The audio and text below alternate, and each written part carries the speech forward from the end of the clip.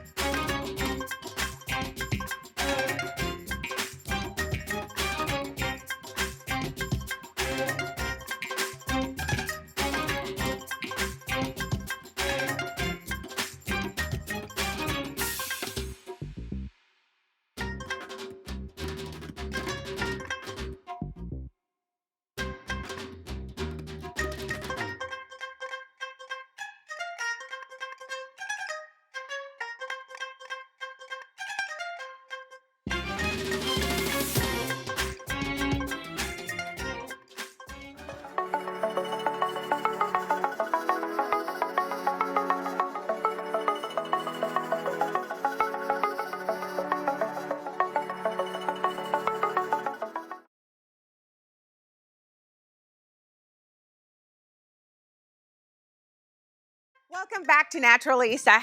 Guys, we have a very interesting show. This show is all about nature and what nature offers you as a solution to health, wellness, and spiritual issues. We welcome Mohawk Harlalka. He's an international sales associate at Nishant Aromas in Mumbai, India, a global leader in ethically sourced GCMS tested essential oils. With a background in data analytics and a passion for the global fragrance trade, Mohawk brings a unique perspective to the conversation. We'll explore how nature's most concentrated extracts can restore physical vitality, elevate emotional clarity, and deepen spiritual connection. Welcome to the show, Mohawk. You are a Lynn University graduate. Congratulations. Thank you. Read about that. So what is GCMS in essential oil? Kind of differentiate between the adulterated and the naturals. When it comes to the naturals, the molecules would be more uplifting, more balanced, more harmonious together. And when it's adulterated, it's more flat, more unbalanced. And that's when you know if it would be the right choice for your formulation coming forward or not. That's amazing because this is an ingredient in formulations. It's very popular in French perfume. It is industry standard method for testing essential oils. The gas chromatography separates the oil into its individual chemical components, while mass spectrometry identifies each component by its molecular fingerprint, which is just what you explained. This ensures that the oils are pure, natural, and free from adulteration or synthetic additives. GCMS testing is the benchmark for quality assurance in aromatherapy and perfuming. At Nishant Aromas, GCMS results are used not only for safety and compliance, but also to confirm the energetic integrity of oils, ensuring their vibrational quality remains intact for wellness and spiritual practices. We're going to spotlight cardamom. What can you tell us about the spice? Why is it the queen of spices and the most expensive spice that is used in very, luxury perfume lines? Absolutely, yeah. Cardamom has extreme growth in demand, per se. It is really not, I wouldn't say difficult to source, but when it comes to sourcing, the right location, the right environment for the cardamom is essential to molecules level as well as when you're putting it through the GCMS machines. Ideally, Guatemala is the largest producer of cardamom, but coming from Kerala, it's in the southern part of India. That this is a field that you have a special agreement to get the cardamom from. We have farmers and we have contracts with them when it comes to actually sourcing our materials, so we know exactly what we are getting from, and we kind of maintain the quality and maintain the consistency in supply. So our cardamom majorly comes from Kerala, but Guatemala is one of the largest producers as well. Right. What is the difference between the cardamom that comes from India, the soil itself, and Guatemala? What have you found to be the biggest differences? So considering that the latitudes for both the regions are slightly different, they would still fall under the same area per se, I would say. But the weather, the soil levels, the precipitation, like monsoon weathers, and the longevity of it, the vibrations that the oil actually produces is kind of different. It's formulations on application based.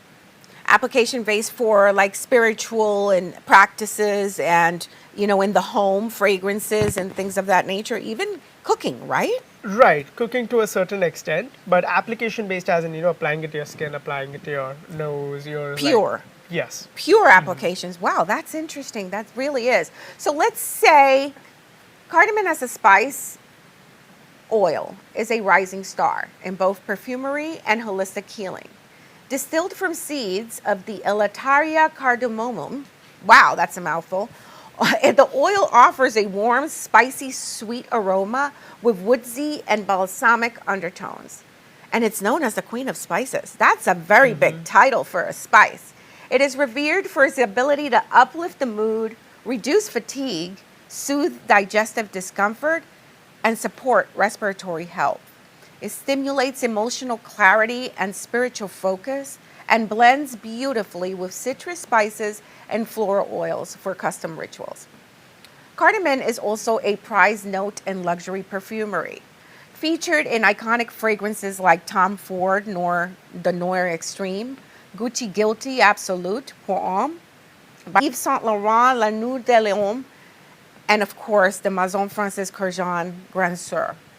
Its presence adds depth, sensuality, and sophistication, and bridging bright top notes with rich, grounding bass accords. What does pure and natural mean at Nishant Aromas? And how does that purity affect the body's energy? Pure and natural, if I could put it into one word, it would be uncompromised. Got it. We absolutely prioritize that. So if it's pure and natural, it will directly connect with you compared to the adulterated one, which wouldn't have as much interaction with one's skin, nose, and general sensory organs. Which essential oils are most effective for grounding, energizing, or physical rejuvenation? Wow. So to kind of give you a very real life example, I got sick bad 3 days ago. Yeah.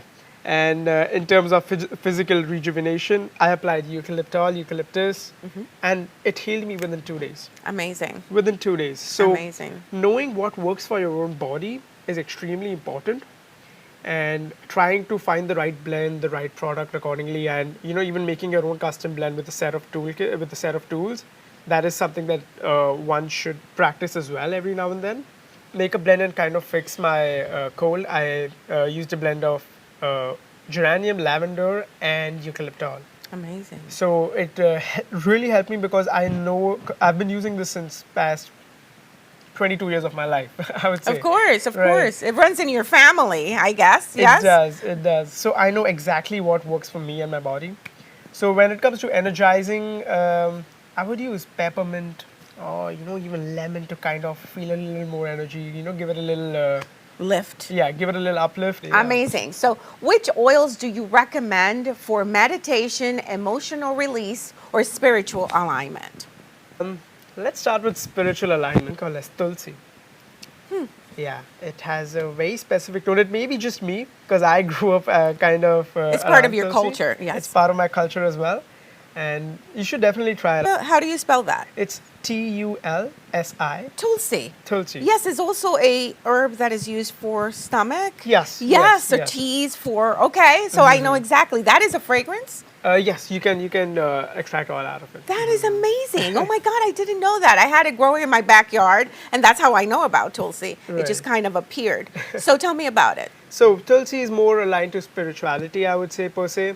And when it comes to meditation, I would go more towards lavender, frankincense. The norm. Yeah. Yeah, to be very honest with you, I might be biased towards it because each oil plays kind of a different role. But most of the people that I have seen, that I've learned around as well, they use frankincense and lavender towards meditation. Is this together or just or separately? You can make a blend if you would Okay. like, but I personally keep it separate because it really depends the kind of meditation I want to do as well. Right. So I choose Tulsi. accordingly. Who would have thought that Tulsi, it's not a spice, that actually helps you in a tea form for any stomach issues is actually a spiritual enlightenment oil.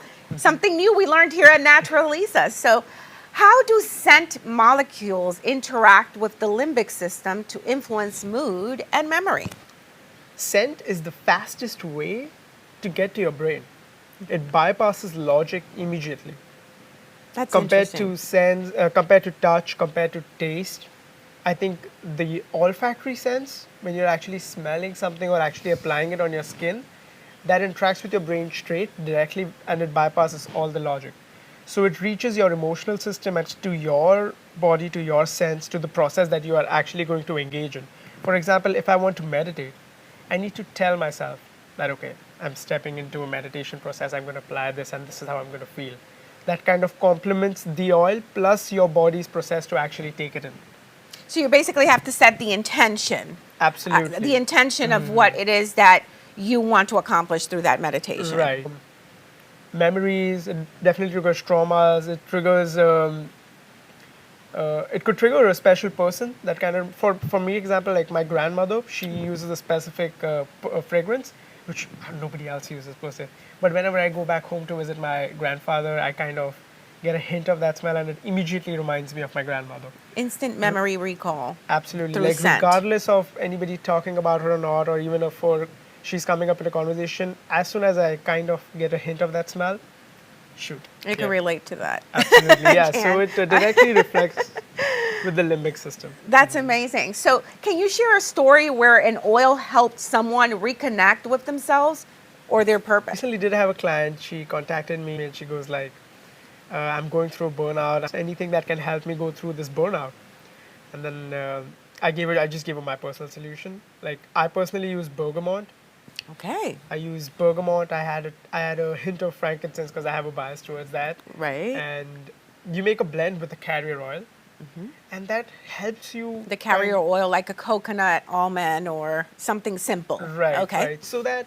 So it is extremely important to understand how your body reacts. And she was like, "I'm all set. Let's talk business. Let's go ahead." Back on 100% battery Yeah. power. That's amazing. So, How does GCMS testing ensure not just safety, but also energetic integrity?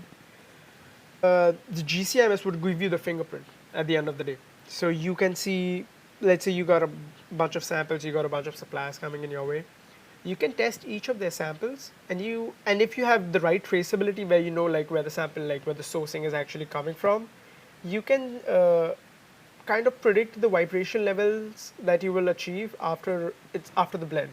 I see. So the GCMS machine helps give you all the contents of the current molecules in it.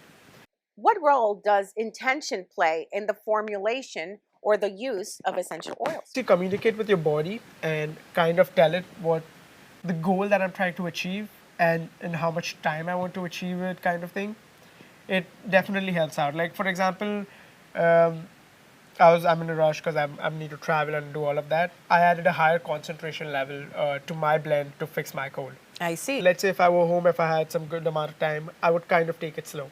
But I need to tell my body that my intention needs to be clear, that when I need to achieve and how I need to achieve it. I see. So you propose that when someone is using an essential oil blend or an oil for a specific illness or ailment, they should set the intention with the desired result Yes. before using Within their body, be truthful to yourself, talk to yourself, and it comes over time. It does not come on the first day. Some advice for a newbie, what would that be? Um, well, my advice, like I mentioned, would be first to set your intentions clear. Of course. Blend out of it and try applying it to yourself and seeing what the results are like. And obviously, mentioning it again, keep it at a certain level and mix it. Start slow. Start slow, yeah. Mix it with carrier oils. Don't Right. worry, don't stress about it. Take like smaller doses. And if it is overstimulating, if you think that it has become too strong and it's not helping you out, cut it out at that point. No need to try it and no need to keep going. Listen to your body. I mean, people like me, people online as well, around like in your community as well would tell you to do certain things. But this is something that is very personal to you per se. I see. It's It like a is- ritual for yourself. Right. Right. It is you learning about yourself every day. You just have to listen to what your body is calling for. Nature has its way of doing that. Like in this show, we focus on the art of flowers. We focused on incense, which is actually derived from some essential oils and leaves and things that you use prior to making the oil. And now we're discussing essential oils, which is the end result goes directly to the consumer. Your journey is your own personal walk, and how and what you use has to come directly from within you. Honestly, if eucalyptus, if I didn't have that oil with me at the moment, I wouldn't be able to shoot today's video. Well, here you are. Exactly. So it worked. Exactly. It did. That's amazing. Thank you. Some interesting facts about essential oils, and you could find this interesting. Essential oils aren't true oils because they don't contain fatty acids. Is that true or false? That is true. It's That true. is true. Okay. Wow. How about some, like citrus oils, can corrode plastic, which is why they're stored in glass bottles. We just discussed that. Absolutely, yeah. To certain So it's true. acidic levels, yeah. To certain acidic levels interacting with materials, yes, that they could. In a certain way, yeah. That's amazing.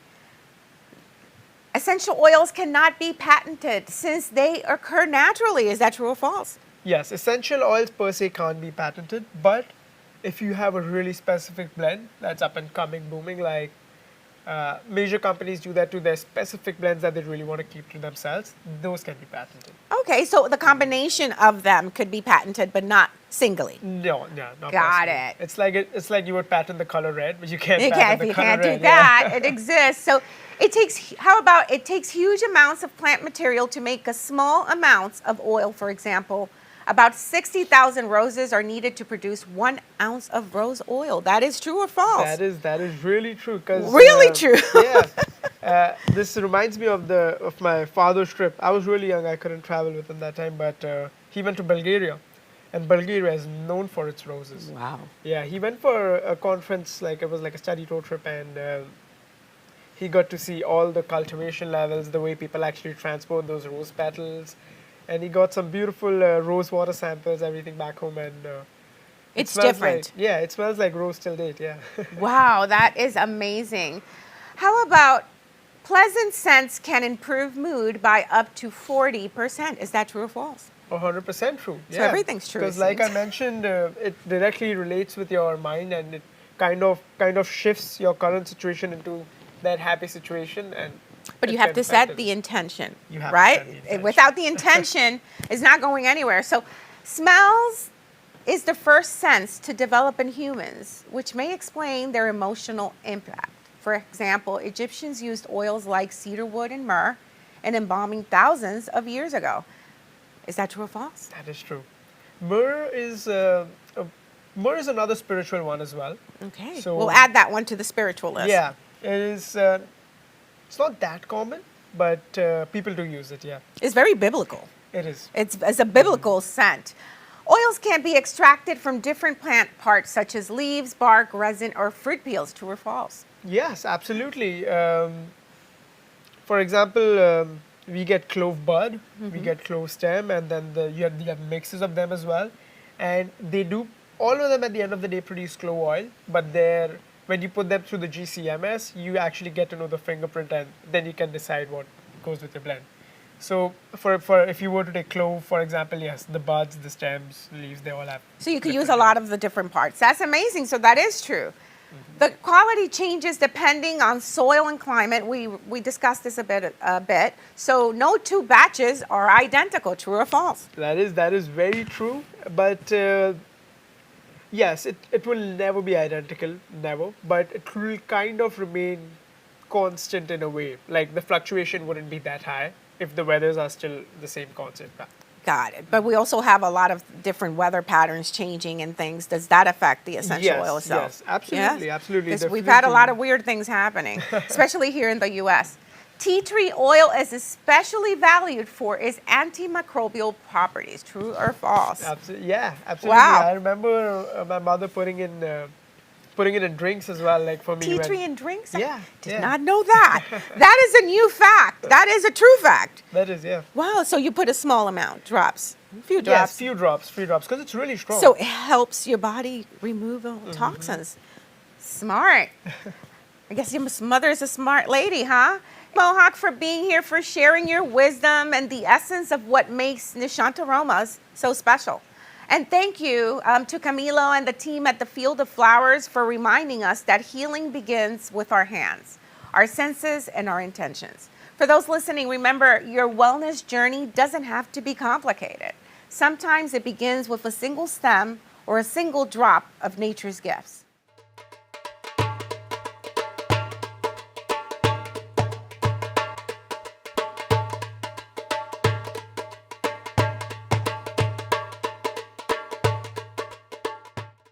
We are taking a sensory journey across the globe to uncover cultural aromas that shape tradition, wellness, and identity.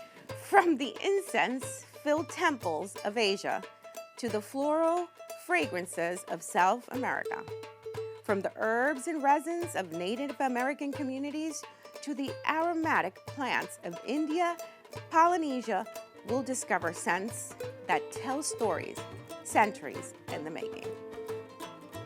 Along the way, we'll explore unique aromas like Jagra incense, Patagonia resin, rue, and the classic frankincense.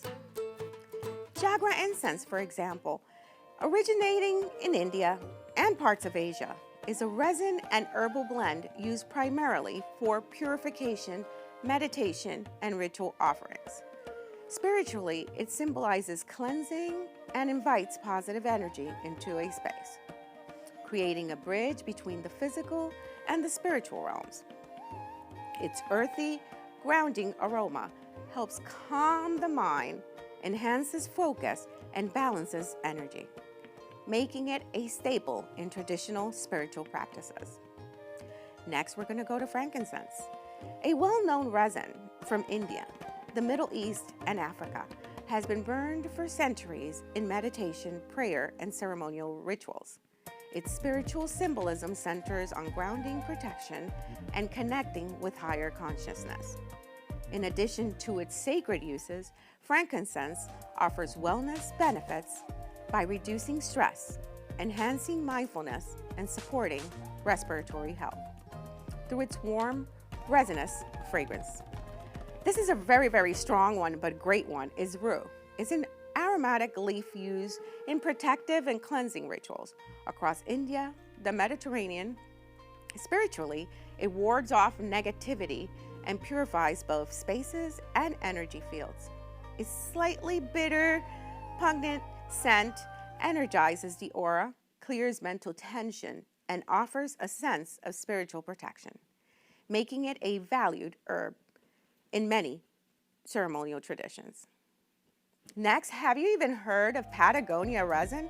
Well, it's harvested from native trees in Argentina and Chile. Patagonia resin is used in ceremonial rituals and wellness practices throughout South America. Spiritually, it symbolizes connection to nature and ancestral heritage, grounding practitioners in their environment and culture. Its rich, earthy fragrance purifies spaces, balances emotions, and helps restore a sense of calm and centeredness. Next, jasmine, commonly used in South American rituals and teas. It's prized for its sweet floral aroma. Spiritually, it represents love, purity, and spiritual joy. It promotes relaxation, uplifts the mood, and enhances focus, making it an essential flower for ceremonies, meditative practices, and wellness rituals. Of course, we all know about rose.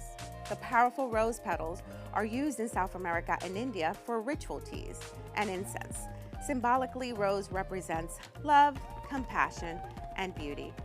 Its aroma supports emotional healing, calms the mind, and deepens meditation practices, allowing individuals to connect with their heart and inner peace. Interesting. Of course, we have sweetgrass. I love it. It's a traditional Native American aromatic grass used in smudging and welcoming ceremonies. It symbolizes purification, positive energy, and honor for ancestors. The sweet, calming fragrance clears negative energy, promotes mental clarity, and nurtures spiritual focus, often serving as an essential tool in ceremonial and healing practices. Cedar, used by Native American communities in smudging and protective rituals, symbolizing grounding, purification, and spiritual protection.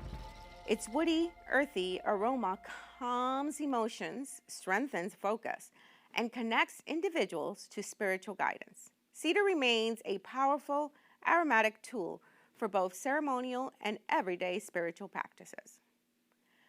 Pine sap is a resin used in Native American smudging and ceremonial practices. It symbolizes a connection, nature, and spiritual clarity. Thank you for watching Naturalista, and we will see you next time. Literally, taking time to smell the flowers is a good thing. Smelling the incense as well.